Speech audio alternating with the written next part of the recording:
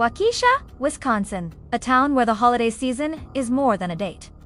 It is a shared heartbeat of community and joy. On November 21st, 2021, thousands gathered for the annual Christmas parade. The air was cold, the spirits high, and the music loud. The legendary dancing grannies were performing, their pom-poms flashing in the streetlights as they brought smiles to every face along the route. But at 4:39 p.m., the festive atmosphere was pierced by the roar of an engine that did not belong in the parade.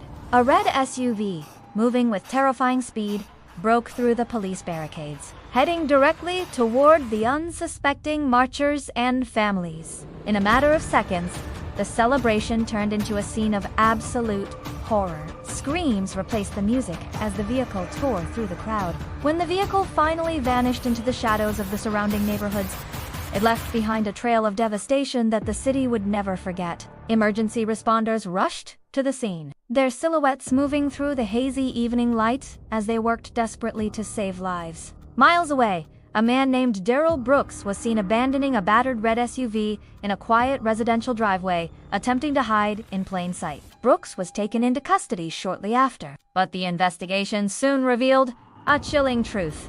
This tragedy could have been prevented. It emerged that Brooks had an extensive criminal history and had been released on a shockingly low bail just days before the attack, as Waukesha mourned. The legal system prepared for a trial that would become one of the most surreal spectacles in American history. Darrell Brooks made the controversial decision to represent himself, waiving his right to an attorney and turning the courtroom into a battlefield. The trial was marked by constant interruptions, bizarre legal theories about sovereignty, and emotional outbursts that tested the patience of everyone present. At the center of the storm was Judge Jennifer Darrow.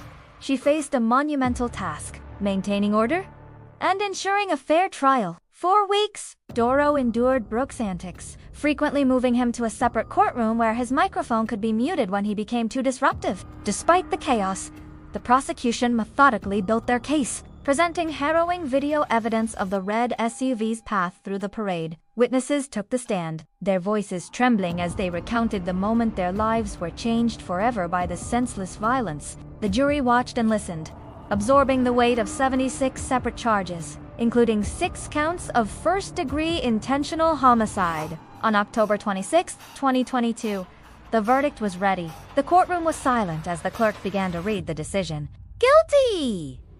On all 76 counts, the relief in the room was palpable. A collective breath held for nearly a year finally released. During sentencing, Judge Darrow did not hold back. She described the attack as an act of pure evil and a total disregard for human life. Darrell Brooks was sentenced to 6 consecutive life sentences, plus an additional 700 years, ensuring he would never see freedom again. But justice in the courtroom is only one part of the story. The true story lies in the names of those we lost that day. We remember Virginia Sorensen, Leanna Owen, and Tamara Durand, members of the Dancing Grannies who lived to bring joy to others. We honor Wilhelm Hospel, Jane Coolidge, and young Jackson Sparks, whose lives were cut short in a moment of senseless violence. Waukesha has spent the years since rebuilding. The tragedy did not break the community. It bound them tighter together. A permanent memorial now stands in the city, a place of quiet reflection where the light of those lost continues to shine.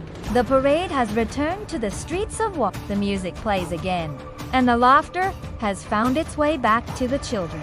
Through the darkness of that November day, the city found its strength. They reclaimed their comfort, their joy, and their future.